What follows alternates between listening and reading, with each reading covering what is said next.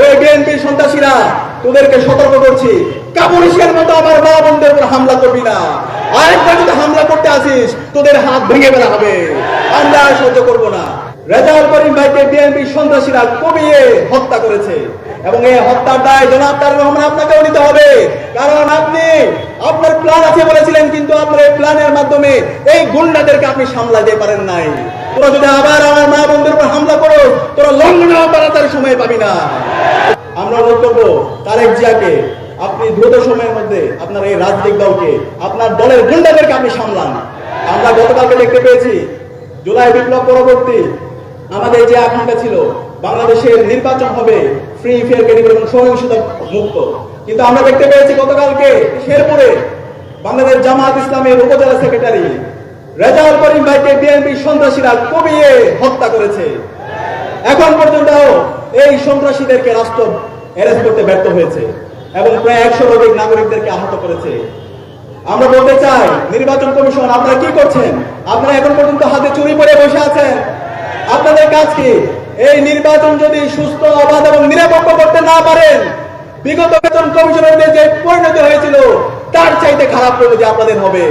আমরা সাবধান করছি, নির্বাচন কমিশনের কাজ হচ্ছে একটি সুস্থ এবং অবাধ ক্রেডিবল নির্বাচন আয়োজন করা। সুতরাং এই বিএনপি যে সন্ত্রাসীরা আমাদের রেজাউল ভাইকে হত্যা করেছে, এই সন্ত্রাসীদেরকে বিচারের আওতায় নিয়ে আসতে হবে।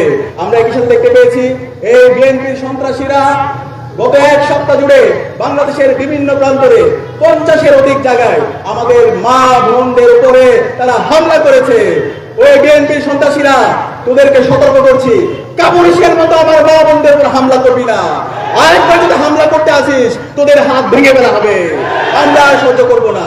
এই জুলাই বিপ্লবে 15 জুলাই খুনি হাসিনা এবং তার দোসররা ঢাকা বিশ্ববিদ্যালয়ে আমাদের বোনদেরকে মেরে রক্তাক্ত করেছিল। এর প্রেক্ষিতে খুনি হাসিনা এবং তার মুক্তিকামী ছাত্র জনতার দুর্বার আন্দোলনের মাধ্যমে সে ভারতে পালাইছে। তোরা যদি আবার আমার মা বোনদের উপর হামলা করো, তোরা লঙ্ঘন তাড়াতাড়ি সময় পাবি না। সাবধান করছি, এখনো সময় আছে। বাংলাদেশপন্থী রাজনীতি কর, ভারতপন্থী রাজনীতি করিস না। একই সাথে আমি অনুরোধ করবো নির্বাচন কমিশনকে, এই পরিবারতন্ত্রকে টিকিয়ে রাখার জন্য তোমরা যদি একটা দলকে অধিক ফ্যাসিলিটি দান করো, তাদের পক্ষে অবস্থান করো, তাহলে তোমাদের এইখানে থাকার দরকার নেই। আমরা সব কিছু অবজার্ভ করছি। আমরা অনুরোধ করবো নির্বাচন কমিশন যে একটি স্বাধীন প্রতিষ্ঠান, নির্বাচন কমিশনের যে কাজ একটি সুস্থ নির্বাচন বাস্তবায়ন করার জন্য, সেই কাজ যেন সঠিকভাবে করে।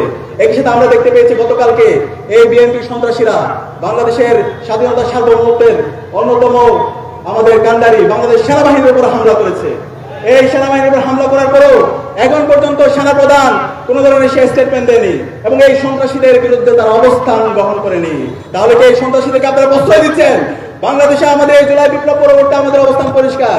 সন্ত্রাসী নারীদের উপর স্ল্যাট শেমিং যারা করবে, হ্যারাসমেন্ট করবে, তাদেরকে কোনো ধরনের জায়গা দেওয়া যাবে না। তাদের বিরুদ্ধে আমাদের 0 টলারেন্স দিতে আমরা ঘোষণা করছি।